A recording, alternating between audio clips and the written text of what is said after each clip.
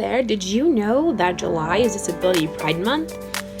Did you even know that there was a Disability Pride Month? Well, let's get into it.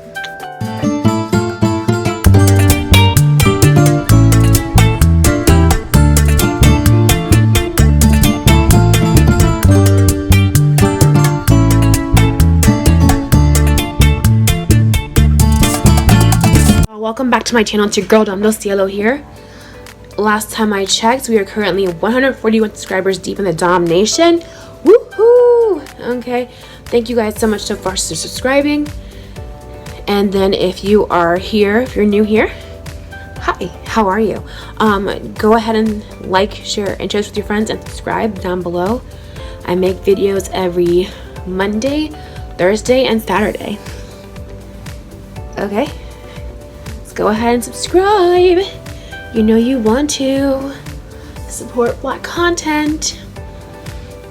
Okay, let's get. Now I was searching all last month to see what July was the national month of, and I found nothing. Like, I searched Google and just nothing came up. But then eventually I was on FB and it's like, oh, it's Disability Pride Month, and I was like, okay, let me look into this. Now, generally, a disability is defined as a physical or mental condition that limits a person's movements, senses, or activities. But now, as we know today, that people with disabilities are a federally protected class under Title and under part of the Fair Housing Act. So, now we know it's like illegal for employees to harass other employees with disabilities, and that now it is part of the law that people with disabilities must be included in our society, and we've made cases for them. But it wasn't always like this. Actually, July is Disability Pride Month because it was actually signed into law, the Americans with Disabilities Act, or ADA, so I'll probably refer to it from now on.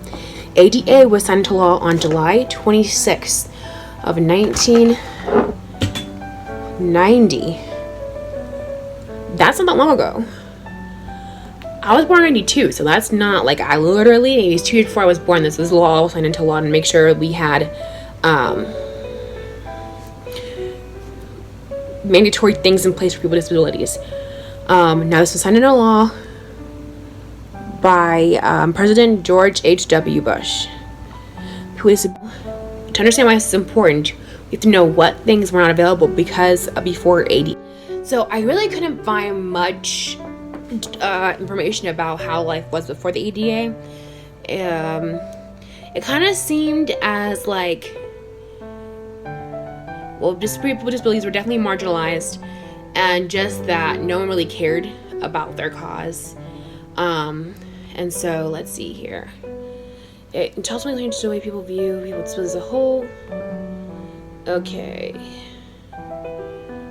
So before the ADA was signed, people using wheelchairs who needed a ride on the bus or train would have to abandon their wheelchairs. Oh, that's evil. I think that's so mean. Because now we have areas for people with wheelchairs. A person could refuse to serve a person with disabilities. But, like, I don't get why you would. Like, everybody's gotta eat. The fuck? Okay. A grocery store could prevent a disabled person from buying goods there. What the fuck? Everyone's gotta eat just by disability or able-bodied, disabled. People are so fucking petty, I swear. If a person in a wheelchair could actually physically enter a library, he or she might not be able to check out any books because of the wheelchair. They can read, like, I mean, okay. Homosexuals could be considered disabled. There was no previous legal definition of disability, and homosexuality was considered a disease until 1973. We brought that the last video. I'll link that down below. And interesting, I'll actually go over later what legally defines disability under the law. Any place of employment could refuse to hire a person because of his or her disability. Nasty. A person's disabilities could legally be paid less just because of hers or her disability, even if she's doing the same work as another person. Disgusting. And you just like, disgusting. Okay. This is shocking. Listen, it's supposed to be 8. It's a shocking one. Because the bathrooms on trains were not accessible, people often had to wear precautionary diapers when they traveled. There were diapers because there's not space for them. That's crazy. So I'm so glad this law was put into place, because that's crazy. And I'm gonna link this source down below, and then also link full text to the ADA Act down below as well. So check my description for more sources. But one moment, please. Hey y'all, I'm back. I had to just change into my living room because I didn't like the angle I was in my room. So here we are. Now, where was I? So yes, back to my notes and sources.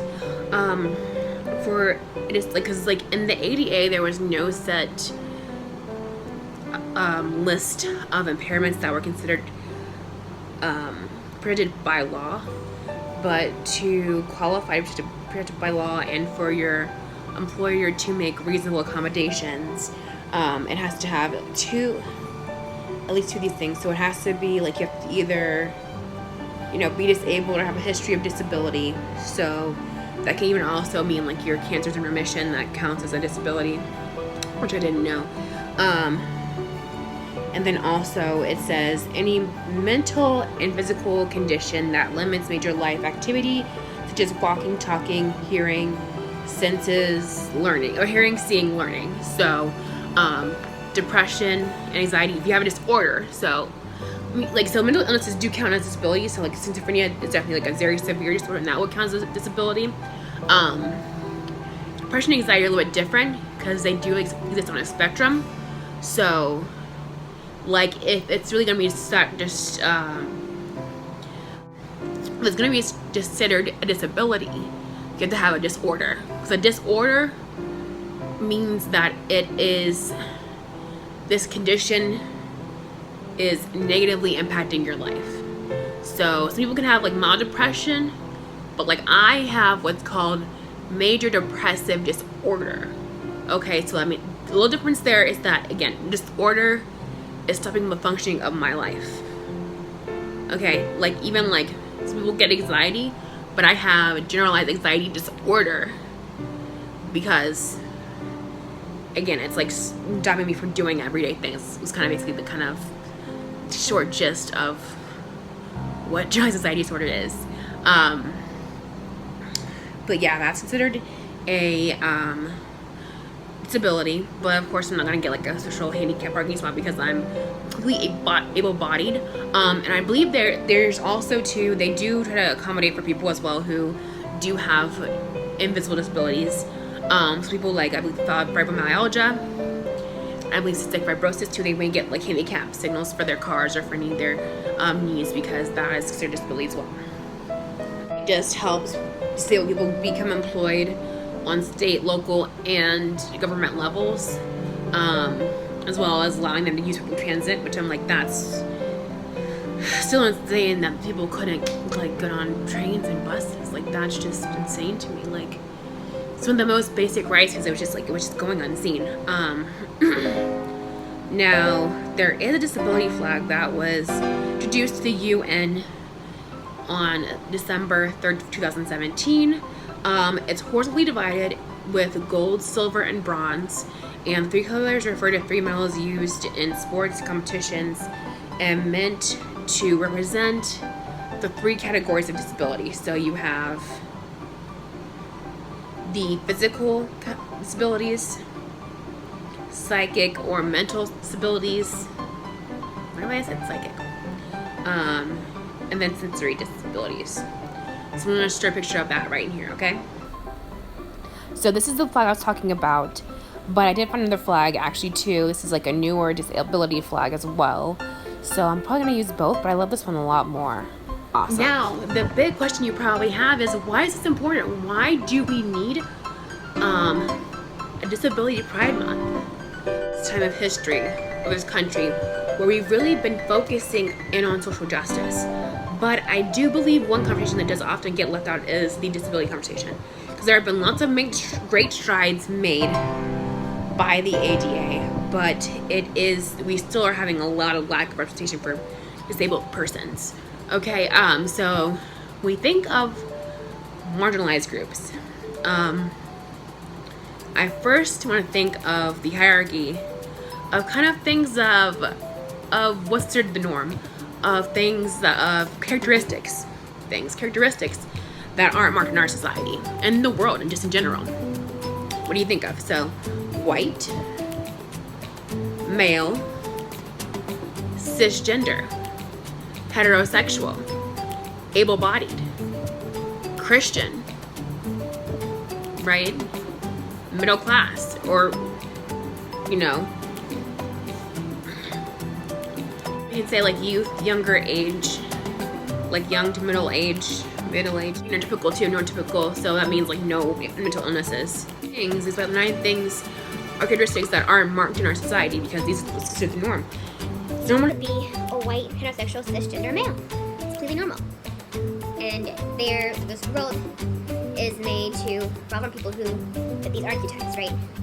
But we've had a lot of conversations, you know, about sexism, about racism, about transphobia, really turning into now, and about homophobia and biphobia.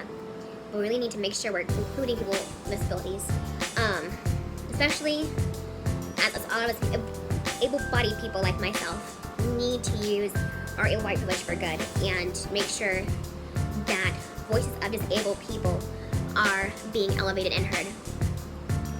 Like, they're also parts of our communities too. There are a lot of disabled people that are LGBT, queer people, a lot of people that are people of color that are disabled. So it's really important that we need to make these voices heard. So now I want to let you know what we can do together to help our disabled brothers and sisters and siblings. So if they're non-binary, I don't want to make sure I don't forget you. Okay? Okay, so one of the biggest ways we can help out disabled people is representation. So we need more three-dimensional disabled characters. Like the main 2 I can think of are Becky and Artie from Glee. I feel like they're all very two-dimensional. They get to be involved in the storylines. They get a lot to be involved in the songs, and you get to see them go through their own struggles aside from being disabled. So I think we need more characters like them. If you know of any other good, well-rounded 3D disabled characters, please leave them in the comment down below so I can watch this. And we want to add them to a list of other characters that rock. They're disabled.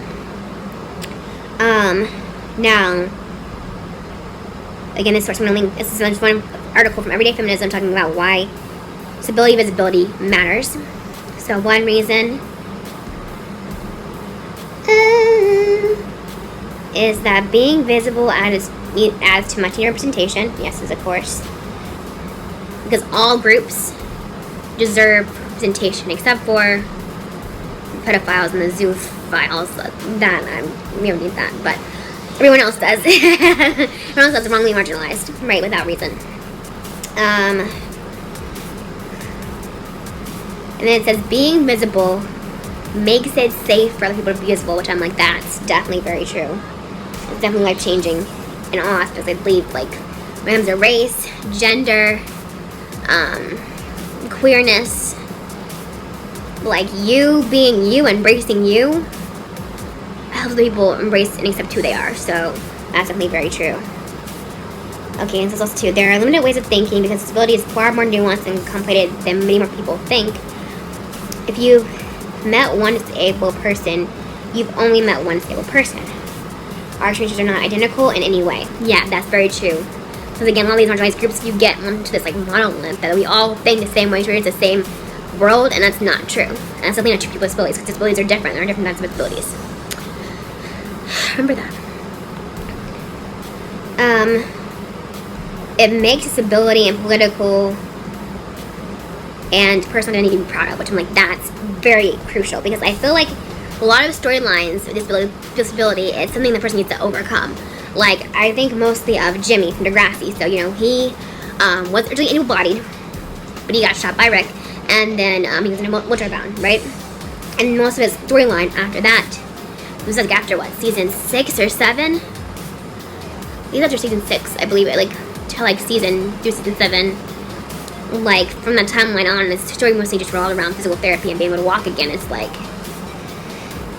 I don't know. Yeah, because this is the biggest thing too. So people with marginalized identities are often taught not to take pride in who we are, to hide it rather than to embrace it. It leads to a lot of self-hatred, and in this case of disability, a lot of internalized ableism that can take a lifetime to work through. Proud to be disabled. Proud, I like that. And then it challenges what people think people expect when they see balls. Why can't I speak words? Okay. It challenges people expect when they think of disability. This is definitely a buzzword, or like definitely a good thing, because again, like challenging the notion that a disability is bad, or something that you have to overcome, something that you can learn to like you live with and learn to accept about yourself, and learn that it something that makes you unique, and it's never be a bad thing. So disability. Okay. So claiming disability and being visible about it challenges what we think of disability. Melissa Thompson started the hashtag disability2white for the exact reason, because there isn't enough representation of this group of color. That's true. And then diversity is more than just a buzzword for those of us who are marginalized. It's our entire lives. This becomes even truer when we talk about intersectional identities and those who fall into more than one marginalized group. There I am. So disabled people don't need to be fixed. We need a cure for ableism, which like that's key. Okay, instead of assuming that all disabled people want or need a cure to fix their disabilities, society must focus on dismantling ableism and actually improving accessibility and quality of life for all disabled people. That's what it's about. We gotta reframe this conversation about disability. Talk about the right to bodily autonomy. There are a lot of people that will pick on people who are disabled because they don't see them as like weak, and they see them as not being fully human, I feel like sometimes. Here, yeah. So it says secure-focused narratives promote the harmful idea that disabled people's bodies and lives are less valuable because of their identity. So, again, like, narratives that don't fall around overcoming disability are very important. So if you are a writer of books, of movies, of TV shows, keep these things in mind. Three-dimensional characters that embrace their disabilities and are visible. You can do it. On curing ableism, let's see here. So when a cure functions as a type of social control or pressure to eradicate disability communities, it becomes the opposite of liberation. Especially for people whose disabilities don't have cures, this mindset can make them feel trapped or inadequate. Like, when you say we can overcome this, don't do that. Don't do that. There's this article below. Just going to some main points here.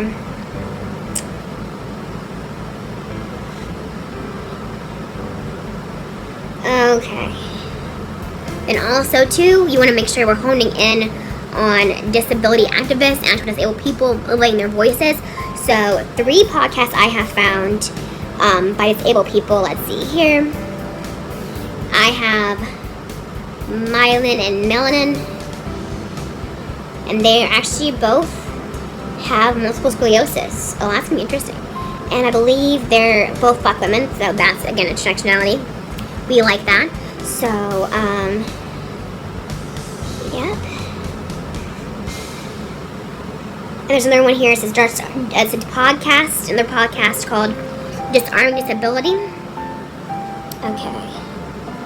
Let's see. Nicole Kelly and Sarah Temerty met in the summer of 2019 at Camp Winning Hands, a camp in California for limb-different children, according to the Disarm Disability podcast website.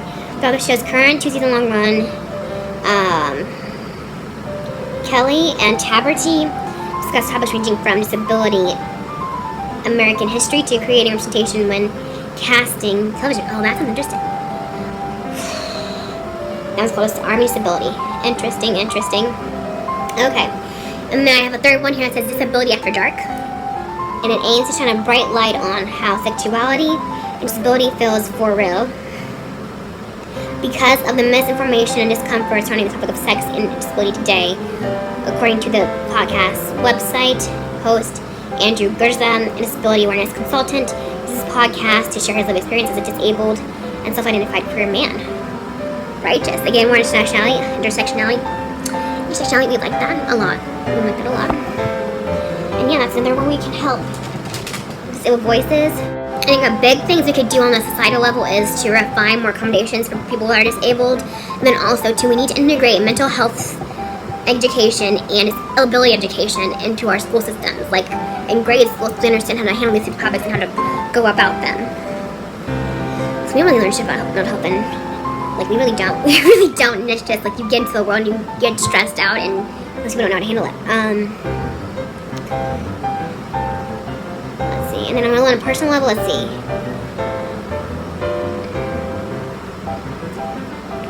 So, 7 crucial ways my non-disabled friends get it right. So, ways you can be a good friend to someone who's disabled without being ableist. Let's see what that means.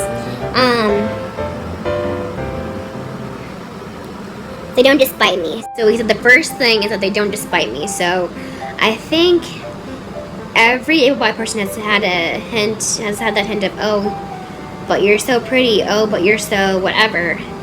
It's so invalidating. You're so pretty for a person with disability. It's despite this instead of this and this. So, no despite. Okay.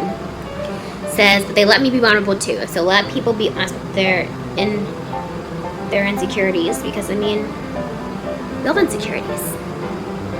So be fair to your friends, guys. They won't say that's too much, so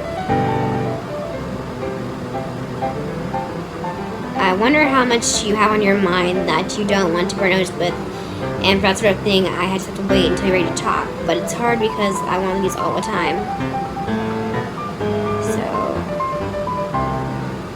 for years I took all that to mean having cerebral palsy was fine because I didn't discuss it. So sad.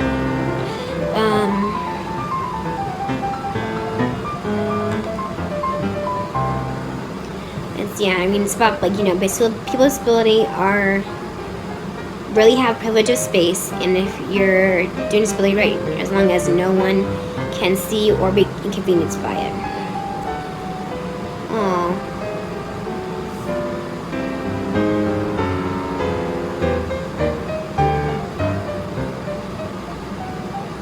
They'd rather risk embarrassment than stay silent, so calling out ableism, rather than settle into the cozy and warm tones around disability, the kind that will let them forget about it with zero consequences. My friends accept the uncertainty and forge ahead because they want to know me. Oh, that's so nice. They empathize without equating, so let's see. We're both hesitant to compare experiences. So that can be dangerous. But we're also like, fuck it, this is how we feel. So, opportunities for solidarity are abound if you look for them. Challenging norms with your body, owning a part of yourself that might be similar to repress, making it work in a world that is not yours. People with disabilities often intimidate people who don't have one. Any common ground goes a long way, and it shapes the sensation. Okay, awesome too. And then it says they don't want to sit down, so again, when to let people with disabilities stand up for themselves and let them lead the conversations. They always make sure I'm feeling myself. So I think you're cool. You're my show-off friend. Oh, hey, see, I have cool friends. Here's Carrie. She's really funny and charming. You know what I mean? It's like when they say, here's my music, here's my clock, but here's my cool friend. Because this world sure as hell isn't telling me my body matters. So having able-bodied friends who affirm me precisely for standing out means I don't have to accept pity masked as kindness. I expect more, I expect better. I don't have to tell you that you're attractive because you know you're attractive. No care necessary. Oh my gosh, this is so good. So I'm going to link all these articles down below so you can take more look into learning about disability and about the ADA. And then please tell me in the comments of more ways you think we can work to make a less ableist, or actually a non-ableist society. I want to know what you think. That's all I have for now. If you like what you see for this content on Friday and Thursday, please make sure to like, share, and subscribe down below. Thank you for watching me, and have a nice day.